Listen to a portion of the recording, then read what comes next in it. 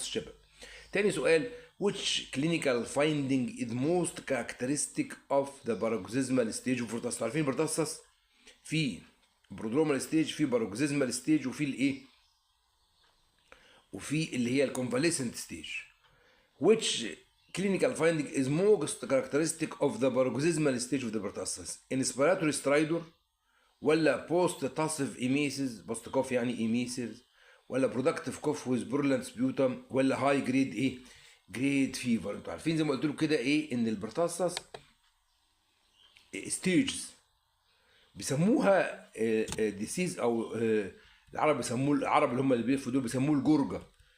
احنا بنقول الصينيين بيسموه ايه، ديسيز اوف 100 داي كوف، المرض اللي فيه ايه، اللي فيه 100 يوم كحه.